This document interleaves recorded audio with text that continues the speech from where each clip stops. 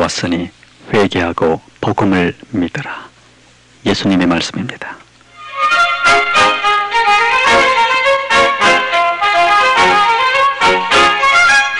오늘도 주님과 함께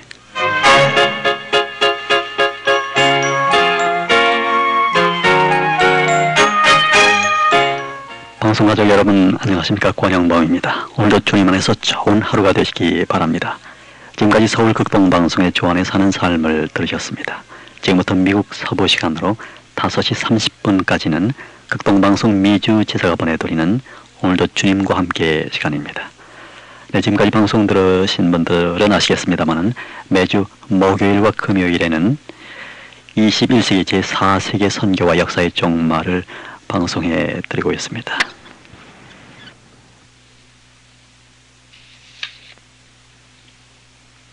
목사님 안녕하셨어요? 예, 안녕하셨습니까, 목사님. 목사님께서 지난 시간에 제3물결 정치에 대해서 말씀을 해주셨어요. 예. 3물결 정치라고 하는 것은 초이데올로기를 모토로 한 발전된 민주주의 정치를 말한다고 말씀을 해주셨는데요. 예, 맞습니다. 그러면 그 제3물결 정치의 특징이 있을 것 같습니다. 예. 좀 구체적으로 말씀을 해주시죠. 예. 네. 제3물결 정치의 특징을 이해하려면 예. 몇 가지 측면에서 우리가 생각해 보아야 할 겁니다. 예. 특별히 그러면서도 제1물결 정치하고 2물결 정치, 3물결 정치로 가는 그 흐름의 과정을 한번 살펴보면은 쉽게 이해가 되리라고 생각이 됩니다. 네. 먼저 그 정치 체제에 있어서 예. 제1물결 정치 체제는 군주주의 정치 체제라고 그랬습니다. 예. 이것은 그 성격 자체가 수직적입니다. 예. 그래서 바로 이 군주, 다시 말하면 왕이 명령 계통을 통해서 하달이 되죠. 네. 그다음에 이 제2물결 정치 체제는 민주주의 그런 체제이기 때문에 주로 국민들이 자꾸 대표를 해야 되죠. 그런데 이것이 덜 발전된 민주주의, 덜 성숙한 민주주의에서는 수평적으로 돼야 되는데 반수평적으로밖에 안 된다는 거죠. 반은 그저 국민들이 그 주권을 가지고 있다 하면서도 반은 위에서 다 정치를 해버리고 말거든요. 예. 이러한 제2물결 정치, 다시 말하면 민주주의, 반수평적인 성격을 가지고 있는 민주주의가 발전되게 되면은 제3물결 정치로 가거든요. 그럼 제3물결 정치에 가게 되면 완성된 민주주의가 된다는 거죠. 그건 완전히 수평적으로 이렇게 성격이 이제 정치 체제에 바뀌어진다는 거죠. 그 다음에 주권 문제로 보게 되면 제1물결에서는 군주가 주권을 행사합니다. 혼자. 그렇죠. 그러나 제2물결에 들어가게 되면 국민이 주권을 행사하게 돼요. 그건 민주주의니까. 그러나 이게 성숙하지 못한 단계에서는 반민주주의적밖에 안 되는 거죠. 이걸 가르쳐서 세미 데모크라시라고 그럽니다. 그리고 그 다음에 이제 제2물결이 다시 말하면 국민이 주권을 가지고 있는 이런 정치가 성숙해 가게 되면은 제3물결 정치로 넘어가는데 이때 가서는 완전한 퍼펙트한 데모크라시, 다시 말하게 되면 민주주의가 된다는 거죠. 그래서 주권이 아직 우리 보통 2물결 정치를 하고 있는 나라에서는 완전하게 그 국민한테 가 있지는 않습니다. 그렇습니다. 일부 특권층 내지 위에서들 통제를 하고 있죠. 그다음에 이 아주 민주주의 중에서 중요한 것 중에 하나가 결정 문제입니다. 다시 말하면 지난번 시간에도 말씀드렸습니다만 또 목사님께서도 잘 설명을 해주셨습니다만은 결정하는 문제, 선거 문제죠. 근데 제1물결 정치 때는 이 군주주의 정치이기 때문에 독선입니다. 그렇죠. 혼자 다 누구 말 맞다나 지임의 말이면 된다. 뭐 이런 식이 돼버리거든요. 근데 이것이 제2물결 정치인 민주주의 정치로 넘어가게 되면 국민 다수가 결정을 하게 됩니다. 근데 먼저 말씀드린 대로 국민 다수가 결정을 하는 그런 원칙은 좋은데 제대로 실행이 되느냐, 여기는 문제가 있다는 거죠.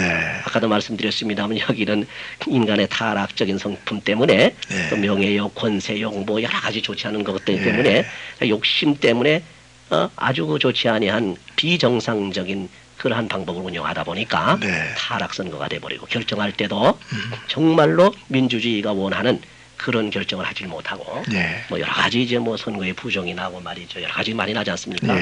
이것이 바로 세미 데모크라시, 다시 말하게 되면 반민주주의적인 그런 그 상태에서는 그렇다는 거죠. 그거 제2물결입니다. 제3물결 정치로 넘어가게 되면 국민 다수 가결이 원칙이 되되 이 국민 다수가 아시다시피 저 밑에도 있는 사람들 정치를 모르는 사람 많거든요. 그렇죠. 그럼 어떻게 돌아가는지 어떤 게 옳은지 분간 못하는 사람이 많으니까 그렇죠. 국민 다수 모두가 다 좋다고 결정을 하는 것은 원칙이지만은 네. 그러나 결정하는 현장에 들어가게 되면 예. 그들을 진정으로 대표할 수 있는 소수 마이너리티의 그 파워가 형성된다는 겁니다. 네, 네.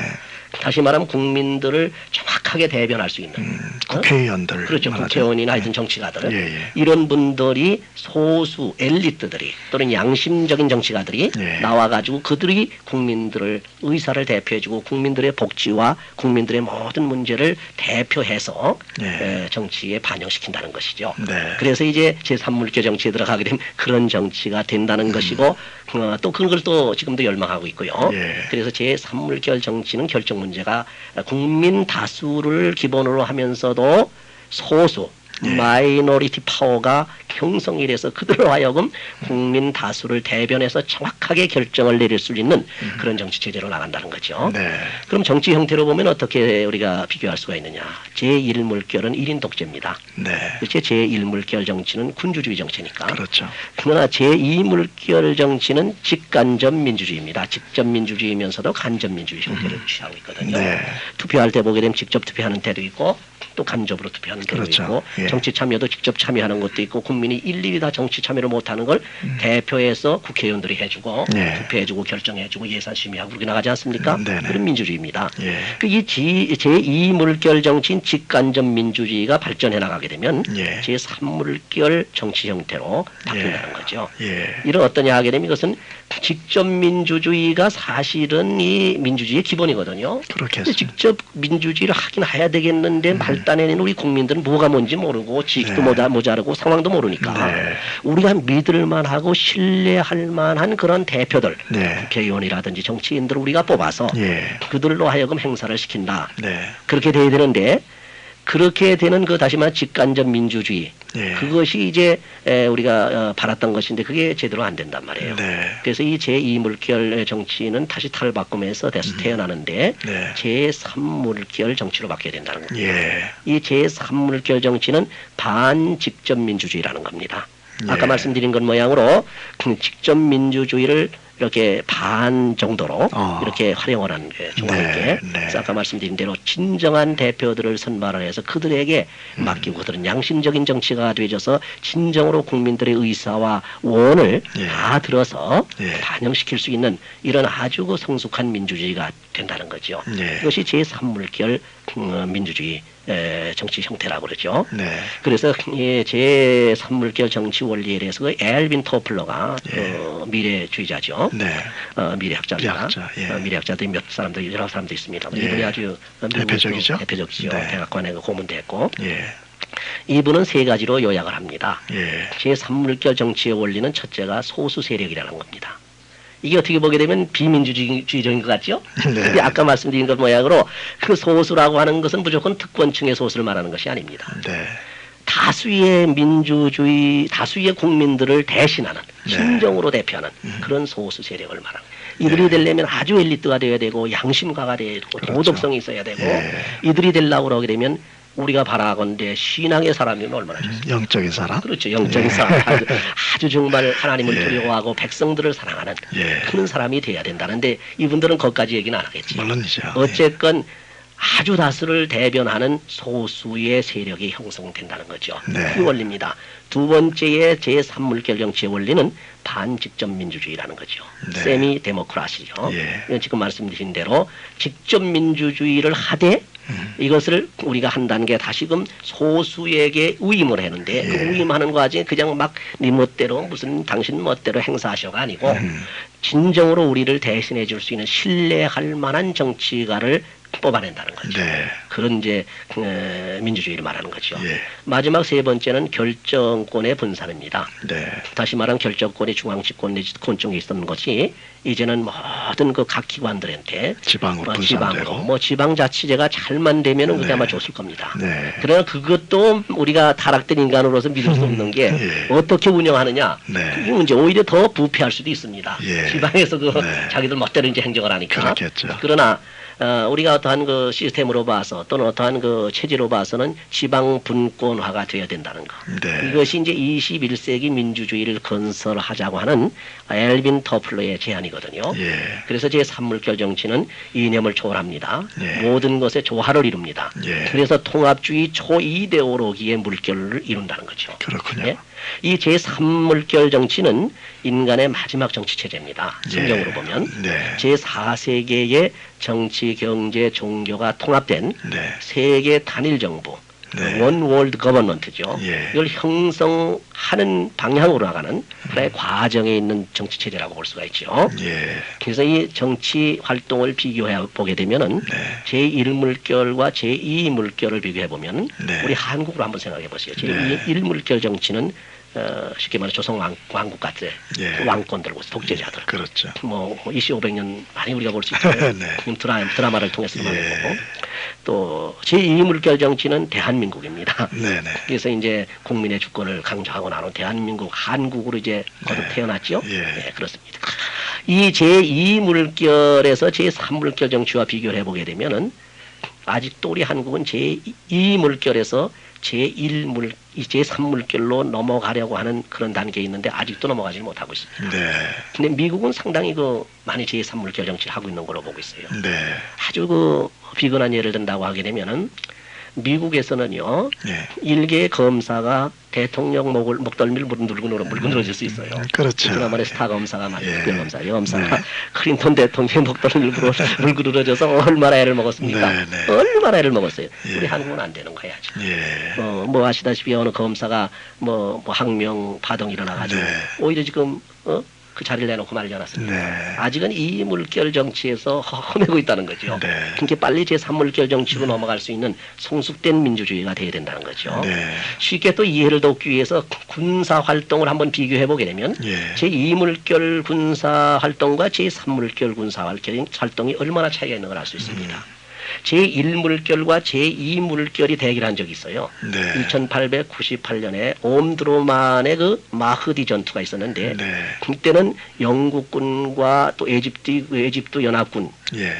그 군들하고 이제 싸운 거거든요. 예. 이때 이제 제1물결과 제2물결 군사력이 싸우는 겁니다. 네. 제1물결 군사력은 다시 말해서 다른 게 아니라 쉽게 말하면 뭐 육박저걸 한다든지 아니면 소총을 가지고 한다든지 뭐 창을 들고 한다든지 칼을 들고 이게 제1물결 전투입니다. 네. 네. 제2물결 전투는 이게 벌써 미사일 가지고 올라가죠. 예. 그래서 그저 뭐 탱크도 나오고 대포도 네. 나오고 비행기도 나오고 다 나옵니다. 네. 그런 그 전투입니다. 네. 그러니까 대포 나오고 총이 나오고 대포가 또 뭡니까 미사일이 나오는데 지금 총칼 들고 나가 싸울 수 있습니까? 그렇죠. 안 된다는 거죠. 게임이 안 되죠. 게임이 안 됩니다. 예. 그 다음에 이제 제2물결과 제3물결이 역사적으로 대결한 역사적 현장이 있습니다. 예. 그것이 바로 이라크 후세인하고 미국의 연합군들하고 싸운 예. 데저스톰이라고 해가지고 걸프의 전쟁이죠. 걸프전. 걸프 전쟁이죠. 예. 그래서 후세인도 사실은 스카트 미사일이라든지 또는 전폭기들 많은 좋은 그 시스템이 잘 되어 있는 그런 것들이 있습니다. 예. 그러나 이것도 정보 체제에 있어서 제3물결 정보 체제하고는 다르다는 겁니다. 그러겠죠. 그렇기 때문에 제2물결의 전투력을 가지고 있는 그 후세인이 네. 제3물결의 전투 체제를 가지고 있는 이 연합군 미국의 초토화가 돼버리고 그렇죠. 말이죠. 예. 뭐 첨단 정보화를 가지고 있거든요. 그래서 한번 싸우는 거 한번 보세요. 이건 뭐 텔레비전에서 봐도 뭐 순식간에 그냥 뭐 바짝바짝바짝 정관석화. 예, 번개가 번쩍이든 말이죠. 그렇게 하고 끝난단 말이죠. 그래요. 아주 정보가 세밀하고 예. 굉장히 정확하면서도 정확한 목표에 네. 사람이 보지 않은 사이에 가서 그야말로 쏠 수 있고 예. 명중할 수 있는 네. 대단한 거죠. 이게 마지막 때 이제 전쟁의 이제 하나의 우리 모형이라고 볼 수가 있죠. 예. 그렇게 되기 때문에 제3물결 시대에는 정치나 경제나 군사나 심지어 우리 교회도 예. 제3물결 목회로 빨리 전환해야 된다는 겁니다. 네. 그건 나중에 기회 있을 때 제가 말씀을 네. 드리겠습니다. 네, 아주 소상하게 제3물결에 대해서 말씀을 해주셨습니다. 그러면 이제 제4물결로 넘어가야 되겠죠? 예, 예. 그럼 정치의 그 제4물결이란 예. 어떤 것인지 예. 좀 구체적으로 예. 설명해 주시기를 바랍니다. 예. 제3물결 정치는 아까 말씀드린 대로 초이데올로기적인 정치인데 네. 이 정치는 통합 세력을 구축하려고 하는 그리고 협력하면서 서로가 공동체를 이루려고 하는 과정입니다. 네. 그러나 정치의 제4물결은 사물결 정치는 하나의 세계 공동체를 이루어 사는 정치가 됩니다. 예. 이 제4물결은 두 부분으로 나눠서 생각할 수가 있는데 네. 우리가 성경에 보게 되면 아주 명확하게 분명하게 나눠져 있어요. 네. 그 하나가 제4세계 선교의 물결로 만국 복음이 전파되고 있는 그런 시대입니다. 네. 그렇기 때문에 우리가 세대주의에서는 뭐 7년 대환란이라고 해가지고 전 3년반 후 3년반 얘기하거든요. 네. 근데 그 전 3년반에 이제 두 증인이 나와서 이제 증거를 하게 된 복음을 전하게 됩니다. 네. 후 3년반에는 이제 바로 짐승이 무종행에서 나와가지고 두 증인을 죽이고 예. 이제 짐승 왕권을 세우죠. 이게 큰 바벨론이고 그게 마지막에 적그리스도 왕국이거든요. 네. 그 전반기가 바로 제4세계 중에서 우리 민주주의가 계속 성숙해지면서 우리 그저 선교의 클라이막스를 이루는. 예. 그래서 요 시기를 제가 제4물결 선교라고 그렇게 말했어요. 네. 제4세계 선교라고 그렇게 네. 정의를 내렸거든요. 네. 물론 이 문제에 대해서 이제 해석이 좀 다릅니다. 예. 세대주의나 보통 이렇게 보수주의 입장에서 생각하는 걸 보게 되면 7년 반 중에서 전 3년 반을 말합니다. 예. 물론 거기에는 이제 그 전 3년 반이라고 하는 것은 숫자 자체가 상징적으로 쓰여져 있거든요. 예. 그래서 이것은 한때, 두때, 반때라고 그러고 3일 반이라고 그러고 그다음에 42개월, 또는 네. 1260일 네. 이렇게 얘기를 하고 있거든요. 네. 그렇게 얘기를 하는데 특별히 개혁주의에서는 예수님이 오신 후로부터 적그리스도가 나타나기 전까지를 그 3년 반으로 봅니다. 네. 그게 조금 다르죠. 네. 어떤 기간으로 보든지 제가 말하고 싶은 것은 적그리스도 후 3년 반 오기 직전에 일어날 클라이막스의 선교 물결을 제가 말하는 겁니다. 네. 그것이 제4세계의 선교라는 거죠. 네. 그 클라이막스가 절정에 이르게 될 때 우리가 어떻게 이 사명을 감당해야 되겠느냐. 세계 지구가 한 바퀴 선교 물결이 돌았는데 이제는 어떻게 우리 어떤 패턴으로 어떠한 전략을 세우고 어떤 것을 목표로 어떻게 우리가 선교를 해나가야 되겠느냐. 네. 이것 때문에 제가 이번 프로그램을 제가 말씀을 드리게 되는 겁니다. 네. 어쨌건 이 제4세계 선교 물결이 클라이막스가 이루는 바로 만국 복음 전파의 클라이막스가 이루는 것이 바로 그 제4세계 전반부입니다. 예. 그럼 제4물결 제4정치 후반부냐? 네. 그건 바로 이제 적그리스도 왕국이죠. 예. 적그리스도가 출현해서 잠시 동안 적그리스도 왕국이 된다는 것입니다.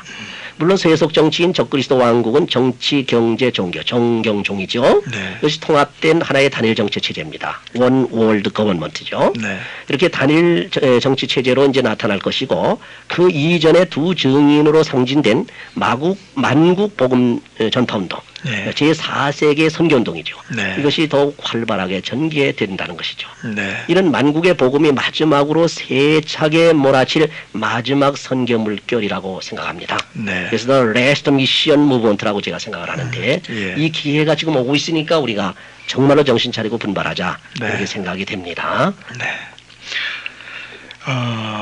그 제4세계 선교의 물결을 말씀을 해주셨는데 좀 더 그 구체적으로 좀 말씀을 해주시면 좋겠어요. 예, 구체적으로 말씀을 드리자면 네. 먼저 그 제4세계 선교의 물결은 이자 말씀드린 대로 전 3일반 네. 또는 전 3년반 한때 둔때 반때의 전반부 네.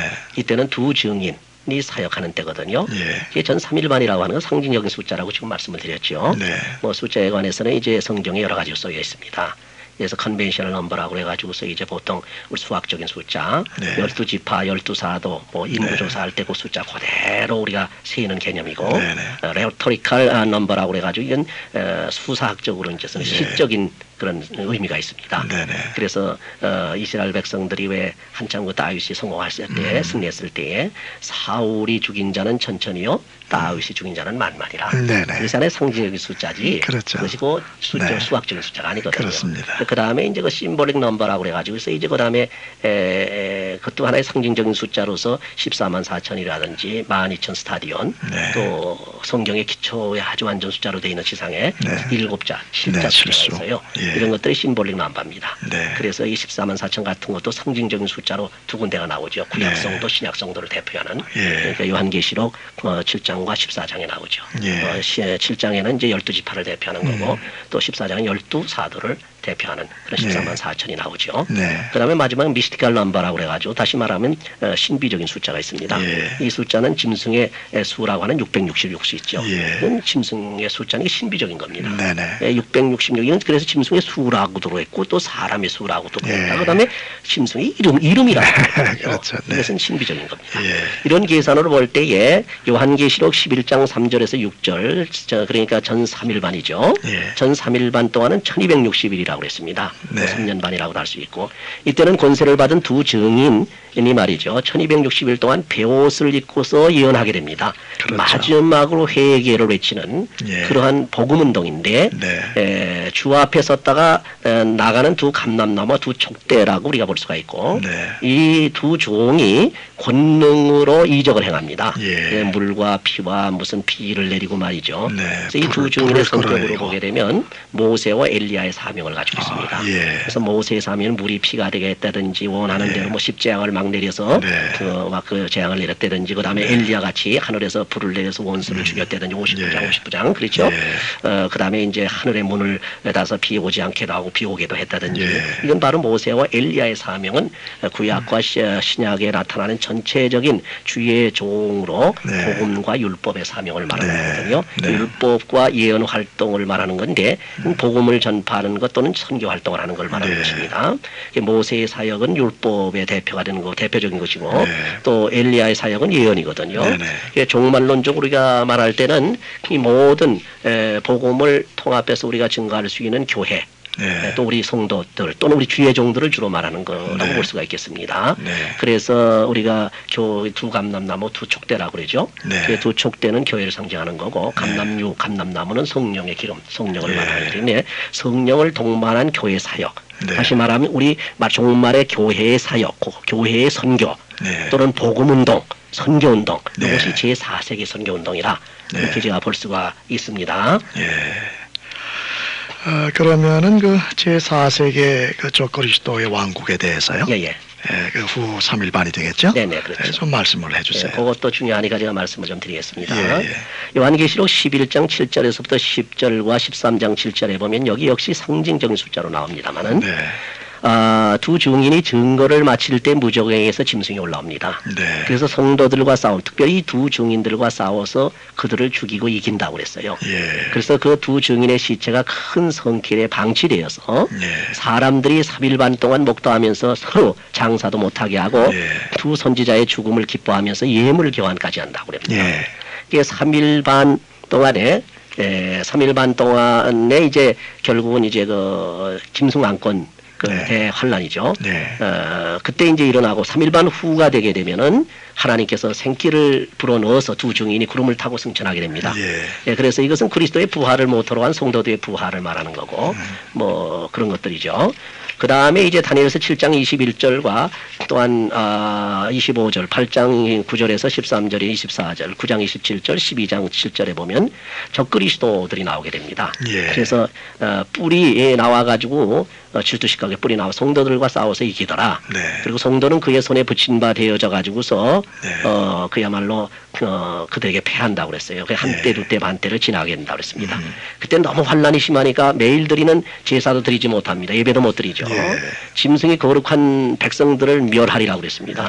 그래 이래 중에 절반 동안 제사도 폐하고 모든 것이 다 종교 활동이 중단되니까 복음 운동이라든지 선교 운동을 할 수가 없으니까 선교 활동을 이렇게 되니까 그 기간이 한때 두때 반이라고 그랬어요. 그래서 그게 한때 두때 반때 지나면서 성도들의 권세가 다 깨져버린다는 거죠. 그리고 주님의 재림과 심판이 임합니다. 그 다음에는 요한계시록 11장 11절에서 13절에 보면 짐승 왕국 그 3일 반 후에 두 증인이 들려 올라갑니다. 그리고 큰 지진으로 성의 10분의 1과 7천 명이 죽고 세상 나라가 그리스도의 나라가 된다 그랬어요. 다니엘서 2장 34절에서 35절에 보면은 거기 이제 뜬 돌이 날라와 가지고 우상을 파괴하고 태산을 이룬다. 그리스도의 역사를 말하는 거죠. 그리고 열왕 때에 하나님의 한 나라를 세우는데 이 나라를 성도들의 나라, 성도의 나라. 그래서 성도가 나라를 얻으리니 영원하고 영원하리라. 7장 18절에 됐거든요. 때가 이름에 성도가 나라를 얻었더라. 성민에게 붙인 바 되어서 그 나라가 영원하리라 해서 성도의 나라가 이룰 것을 말하고 있습니다. 오늘은 목사님 여기까지만 하시고요. 다음 시간에 이어서 계속 말씀해 주시길 바랍니다. 감사합니다. 고맙습니다.